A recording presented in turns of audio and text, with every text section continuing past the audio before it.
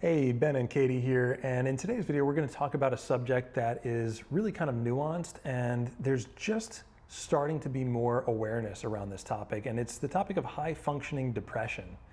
And the reason this is such a nuanced topic is, normally when we think about depression, the image comes to mind, or the experience, the memory might come to mind of like the shoulders slumping, feeling down, being isolated, and kind of staying home and being alone. But there is another form of depression that is proving to be extremely prevalent, where people can go out and have even successful careers and home lives and social lives and still be feeling depressed.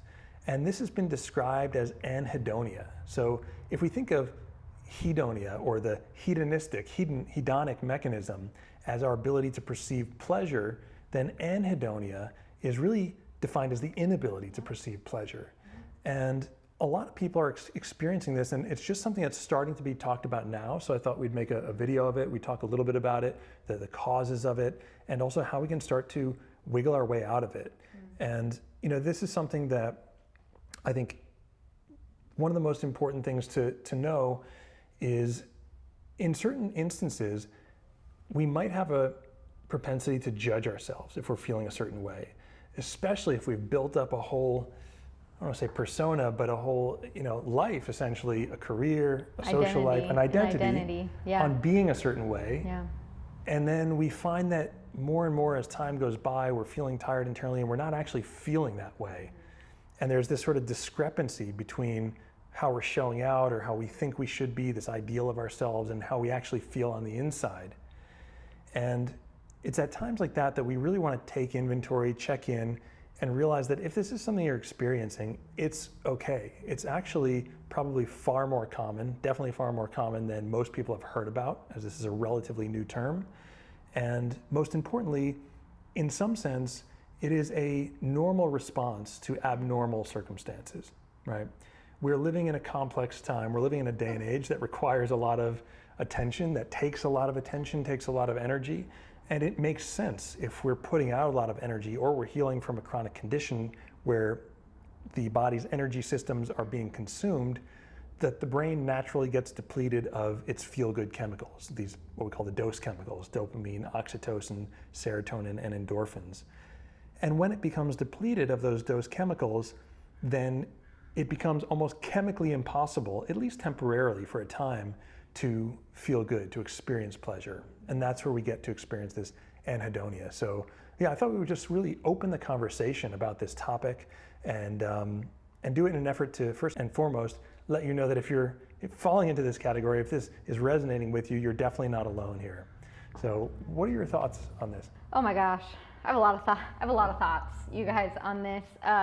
And just to reiterate what Ben just said, like, you're absolutely not alone. As someone who has struggled with high functioning depression in the past, I can totally, understand this idea of, that persona, or that mask that you put on.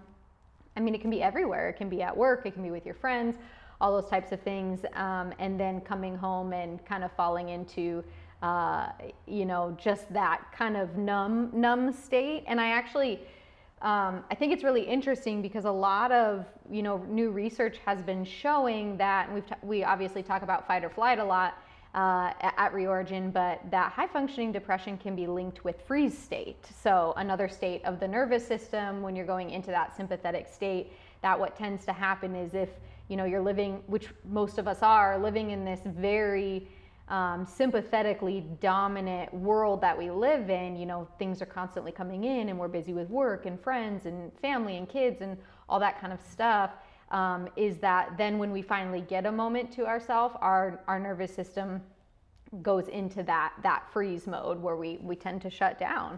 And so, as you were saying, Ben, just giving yourself as much grace as humanly possible if you're experiencing something like this. And I think sometimes what people think they should be doing is they should be pushing through, right? They should be forcing themselves to do more, to be more active, to mask more. But generally, oftentimes what can be most helpful is to allow yourself to rest, allow your nervous system to come back to that parasympathetic state, that really balanced state. And we've got a lot of videos, YouTube videos and videos in our program that teach people how to do that, that teach people how to begin to regulate and calm your nervous system again, so then you can begin to move out of that depressed, that high functioning depressed state, but that depressed state nonetheless. Yeah, and I think another great way to start to move through this is to join a community of people that understand it, because it can be really tiring to try and keep up an appearance in a certain way and also feel like you don't have anyone to relate this to, anyone who truly understands it. And at Reorigin, a lot of people come with all different sorts of conditions, but one of the common experiences is anhedonia. It's this inability, or at least temporary inability, to experience good things, experience the good feelings, because again, those neurochemicals just aren't readily available to us if we've gone through these sort of cycles of burnout and had to keep up appearances. So we find that a lot of our members, when they join the community, all of a sudden it's like this huge sigh of relief of like, oh my God, like other people, they get it. I don't even have to explain myself. I don't even have to, project out anything. I'm just in a place where people truly understand. And that already, I think, can be an extremely healing thing. So yeah, if you're interested in learning more about that, you can certainly join or look at www.reorigin.com, and we'll leave the link to that below, and you can learn all about our community and program there. But I think this is a topic that we're going to be revisiting, as I know that it's something that a lot of people struggle with. And the most important thing I think we just want to leave you with here is that there is a way out. This is a change to the brain state. It is a temporary state. And when we start to change certain things in our environment, the way we relate to people, the way we relate to ourselves, this state can absolutely begin to change as well. So please stay in the conversation with us, subscribe to this channel, and be on the lookout for future videos.